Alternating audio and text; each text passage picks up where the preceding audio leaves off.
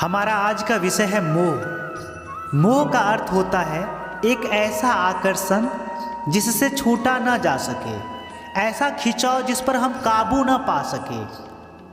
यही होता है ना मोह। विवश होकर हम खींचे चले जाते हैं। कुछ प्राप्त करने के लिए हम अपना सब कुछ दांव पर लगा देते हैं। वो मोह का पात्र कोई व्यक्ति हो सकता है, सत्ता हो सकती है, संपत्ति हो सकती है, कोई वस्तु हो सकती है, या शराब और जुए जैसा कोई व्यसन हो सकता है। जिस प्रकार लोहा चुंबक से छूट नहीं सकता, वैसे ही हम अपने मोह से छूट नहीं पाते। और हम मानते हैं कि मोह केवल हमारे प्रेम का गहरा रूप है। क्या यह सत्य नहीं? क्या हम मोह को प्रेम ही नहीं समझते? और फिर भी विचारकों ने, संतों ने मोह से छूटने का उपदेश दिया है। ऐसा क्यों है? मोह और प्रेम में भेद क्या है? हम विचार कर रहे थे मोह के विषय में। हमें तो सदा ही हमारे मन का मोह प्रेम लगता है, किंतु गहराई से विचार करेंगे तो हम तुरंत ही ये जान पाएंगे कि प्रेम और मोह के बीच एक बुनियादी भेद है। प्रेम होता है तब हम किसी के सुख की इच्छा करते हैं, जब मोह होता है तब हम किसी की सुख की कामना करते हैं। बस इतना सोचने पर प्रेम और मोह का भेद तुरंत ही समझ आ जाता है। किसी व्यक्ति के प्रति जब हमारे मन में प्रेम होता है तब हम उसे सुख देने का प्रयास करते हैं। जब उसके प्रति मोह होता है तब हम उसके माध्यम से स्वयं सुख प्राप्त करने का प्रयत्न करते हैं। क्या ये सत्य नहीं?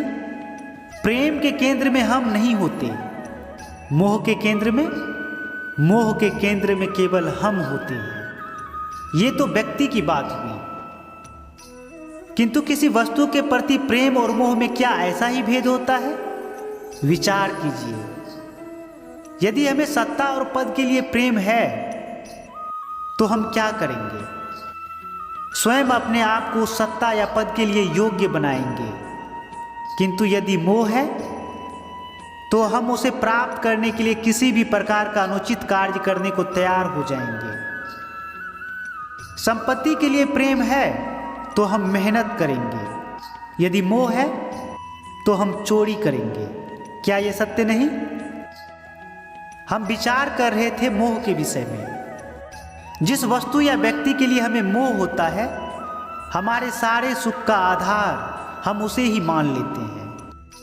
जब वो प्राप्त नहीं होता तो हमारे मन में विक्षिप्तता प्रवेश करती है, जुनून पैदा हो जाता है। रात दिन हम उस वस्तु या व्यक्ति को प्राप्त करने के बारे में सोचते हैं। उसे प्राप्त करने के लिए उचित अनुचित का विचार नहीं करते। यही कारण है कि मोह से भरा व्यक्ति स्वयं को और समाज को हानि पहुंचाता है। तो क्या इस मोह से बचना इतना कठिन है? नहीं। मोह से छूटने का सरल सा उपाय है। मोह को प्रेम में परिवर्तित कर दें, अर्थात बस इतना जान ले कि हमारा सुख और दुख किसी वस्तु या व्यक्ति के कारण नहीं हो सकता। सुख और दुख ये तो हमारे अंतर का व्यापार है, हमारी आत्मा का स्वभाव है। जैसे ही हम किसी को अपने सुख का आधार मानना बंद करते हैं, क्या तुरंत ही हमारा पागलपन नहीं छूट जाता?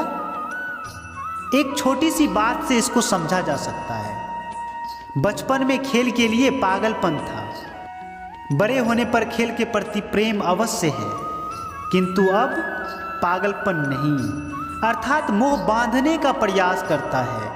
इसीलिए सदा ही दुख का कारण होता है। प्रेम मुक्ति देता है, इसीलिए सदा ही सुख का आधार बनता है। इन सभी बातों पर विचार अवश्य कीजिएगा। यदि वीडियो से कुछ सीखने के लिए मिला है तो चैनल को सब्सक्राइब अवश्य कीजिए। चलिए मिलते हैं अगले वीडियो में, तब तक देखते रहिए मोटिवेशन सागर।